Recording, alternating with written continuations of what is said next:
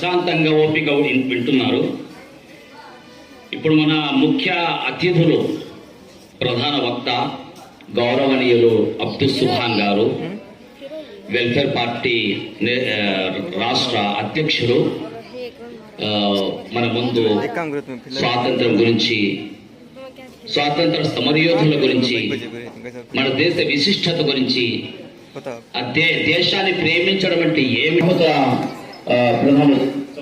బహుమతులు నిమిషాల్లో ఇవ్వడం జరుగుతుంది. సర్టిఫికెట్ల పంపిణీ ఉంటుంది.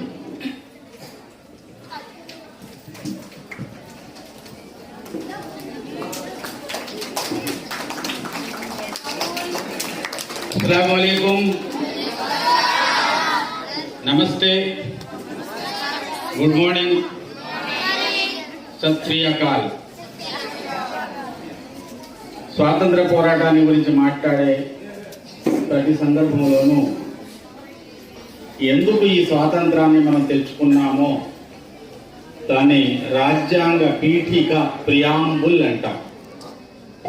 ఆ ప్రియాంబుల్ని పఠించకుండా, ఆ ప్రియాంబుల్ని ఒకసారి మనం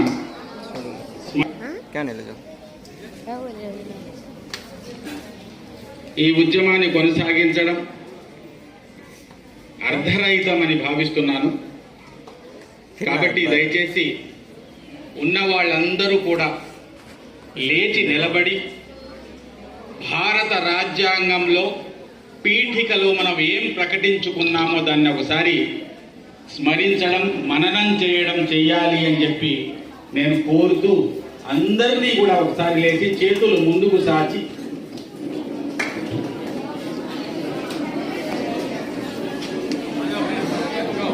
కన్నా కన్నా నేను ఏదైతే చెప్తానో మీరు కూడా దాన్ని మళ్ళా చెప్పాలి. ఇది చెప్పకపోతే, అర్థం చేసుకోకపోతే భారతదేశ స్వాతంత్రానికి అర్థం లేదు.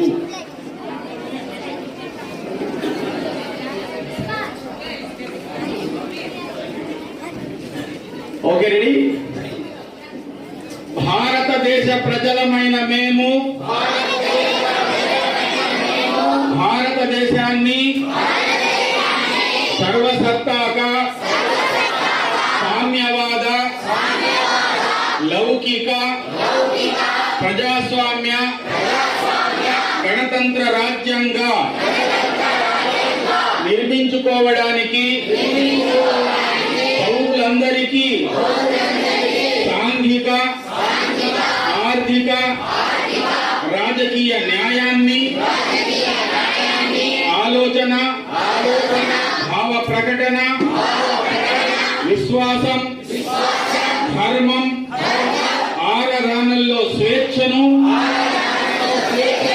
అంతస్తు, హోదాలోను, అవకాశాల్లోనూ సమానత్వమును చేకూర్చుటకు వారందరిలో వ్యక్తి గౌరవం, జాతీయ సమైక్యత, అఖండతను సంరక్షిస్తూ సౌభ్రాతృత్వాన్ని పెంపొందించుటకు సత్యనిష్టాపూర్వకముగా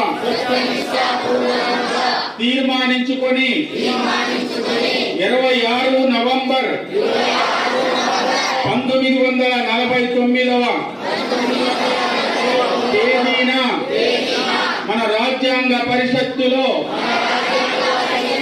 శాసనంగా ఆమోదించి రూపొందించి మాకు మేమే సమర్పించుకుంటున్నాము. జై హింద్. Thank you,